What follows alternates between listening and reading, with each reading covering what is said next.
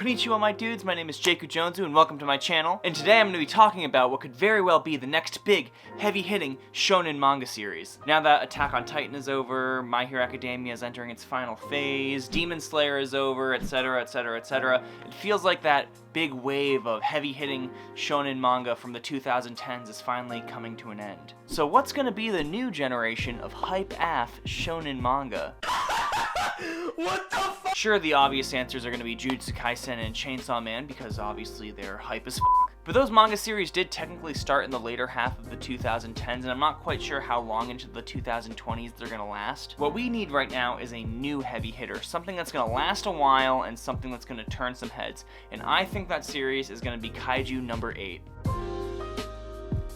Kaiju number 8 is a new Shonen Jump manga that started about halfway through the year 2020. In an alternate universe where Japan is plagued by frequent kaiju disasters, a goofy man in his early 30s, Kafka Hibino, has a dream of ridding his country of these giant monsters that cause so much death and destruction. With his childhood friend 5 years his junior, Mina Ashido, they promised each other that one day they'll eradicate all the kaiju together. Except now, Mina Ashido is a 27-year-old kaiju-killing action hero, and Kafka Hibino is a 32-year-old man who's part of the elite squad responsible for, well, cleaning up after the corpses of defeated kaiju. Yup, our protagonist is basically a kaiju janitor while his younger childhood friend and potential love interest is miles above him living out their childhood dream, except without him. Kafka was just unfortunately not skilled enough to become part of the defense force. One day after being injured by a yoju, which is essentially a smaller sized kaiju, I think, Kafka was approached by a small worm-like kaiju that forces Kafka to eat him. Then Kafka himself turns into a human-sized kaiju. Kafka in his kaiju form manages to escape the hospital, but not without being spotted by frightened hospital patients and staff who call the defense force. Eventually Kafka is able to somewhat control his change between kaiju and human form, but the defense force is still on guard for a human-sized kaiju that escaped and seemingly disappeared that day. So after that, Kafka somehow manages to flounder his way into the defense force with his new friend Reino Ichikawa, and now has to balance working his way up to his dreams and hiding his kaiju form from the rest of the world. Except for one problem. Kafka himself is extremely unskilled and sometimes needs to rely on his kaiju form to secretly save the day. While in the defense force, Kafka's knowledge of kaiju anatomy from being a kaiju corpse cleanup guy ends up being really beneficial to his entire squad, and he's actually able to slightly advance through the ranks by himself. I'll probably leave the story summary at that because I don't want to ruin it for people who aren't familiar with this banging series yet.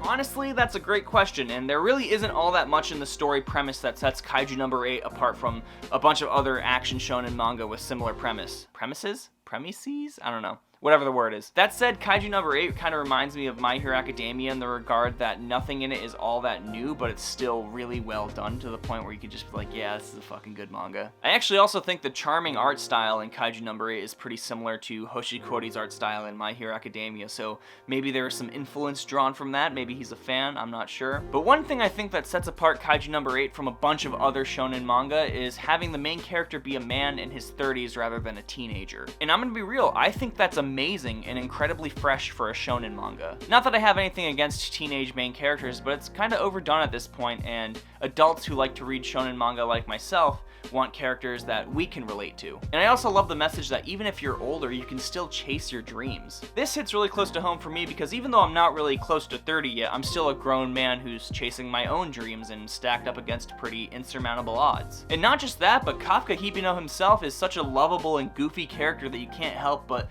laugh out loud by some of his funny antics. Not only Kafka, but I also love Reino Ichikawa as the unlikely best friend character, Soshiro Hoshina as the caring yet aloof superior, and Kikoto Shinomiya as the bratty little sister type. Honestly, I think I'm doing all of the characters a huge injustice by giving them one sentence each, so I encourage you to pick up the manga and see for yourself how amazing they are. One piece of criticism I've seen of Kaiju number 8 circulating the internet is that a lot of people seem to think that it is just a shameless ripoff of Attack on Titan, but honestly that's it's complete bullshit because other than the premise that they're both shonen manga where the main character can turn into a monster at will and fights in their monster form, they're not very similar. They have completely different vibes. And honestly, it's not like Attack on Titan started that trope anyway, it's just the one that got the most popular. Kaiju number 8 is really its own thing, but if I had to compare it to something else, I would say it's kind of like a My Hero Academia that's more relatable for older audiences.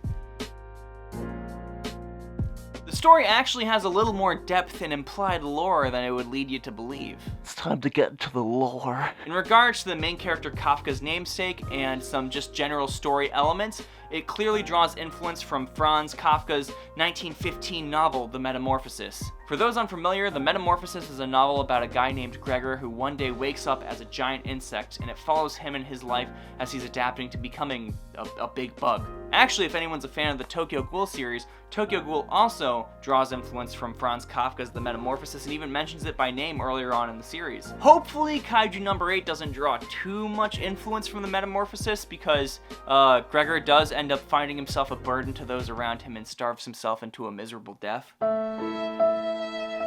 So there's a lot of potential lore and speculation that could be made by this parallel with Kafka's The Metamorphosis. Just how similar will Kaiju number 8 be to The Metamorphosis? With this knowledge, it makes it really fun to speculate what's going to happen in the future in like Reddit threads and discussion threads about new Kaiju number 8 chapters.